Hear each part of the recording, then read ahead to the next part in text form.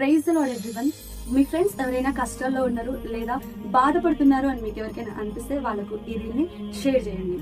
అయితే మొట్టమొదటిగా మన హృదయంలో ఎంతో విచారణ ఉంటుంది, ఎంతో దుఃఖ పరిస్థితులు మనం వెళ్ళాల్సి వస్తుంది, ఎన్నో అనారోగ్యాలు మన జీవితంలో ఎదుర్కోవాల్సి వస్తుంది. ఇట్లాంటి పరిస్థితుల్లో దేవుడు మన జీవితంలో ఏమై ఉంటున్నాడు, ఆయన పాత్ర ఏంటి, ఆయన రోల్ ఏంటి? మొట్టమొదటిగా దేవుడు అసలు మనం విచారణలో ఉన్నప్పుడు ఏమై ఉంటున్నాడు? కీర్తనలు 94వ అధ్యాయము 19వ వచనంలో ఒక మాట వ్రాయబడి ఉంది.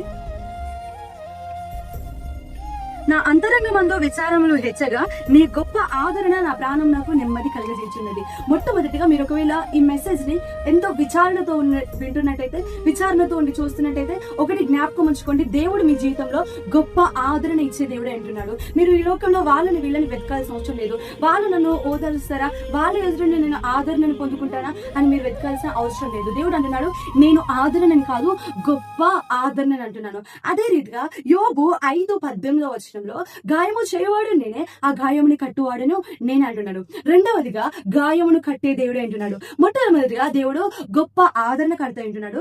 రెండవదిగా దేవుడు గాయము కట్టువాడే అంటున్నాడు. ఈ రోజు మీకున్న గాయంలో మీరు అటు ఇటు తిరుగుతున్నారేమో, ఆ హాస్పిటల్ వెళ్తున్నారేమో, ఈ హాస్పిటల్ వెళ్తున్నారేమో, మీరు ఎవరికి చెప్పుకోవాలో తెలియకుండా సతమతమైపోతున్నారేమో, ఏడుస్తున్నారేమో, కానీ ఒకసారి దేవుని ఎదుట పంచుకోండి, ఆయనే మీ గాయమును కట్టు దేవుడే అంటున్నారు. చూడండి, ఎవరైతే ఫర్ ఎగ్జాంపుల్ ఒక మొబైల్ ఉంటే ఆ మొబైల్ చేసిన వారికి దాని గురించి మొత్తం తెలుస్తుంది. కాబట్టి నేను చేసిన నీ సృష్టికర్తకే, నీ గాయమును చేసిన నీ దేవునికే నీ గాయంని ఎలా కట్టాలో తెలుసు. కాబట్టి మీకు గాయం వచ్చిందంటే దేవుణ్ణి దర్శించండి, ఆయన సన్నిధిలో ప్రార్థించండి, ఆయన గాయం కట్టువాడు అంటున్నాడు.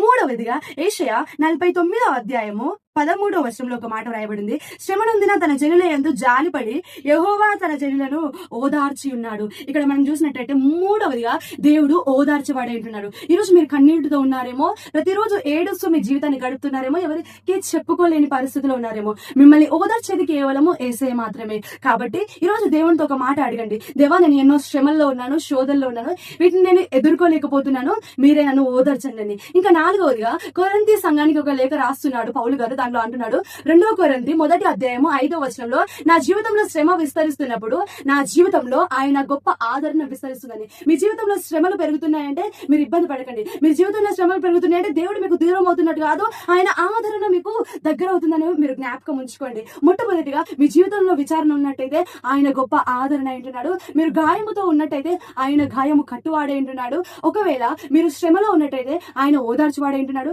మీ జీవితంలో శ్రమలు విస్తరిస్తున్నట్టయితే, కష్టాలు విస్తరిస్తున్నట్టయితే ఆయన ఆదరణ కూడా విస్తరిస్తుంది. ఆమేన్.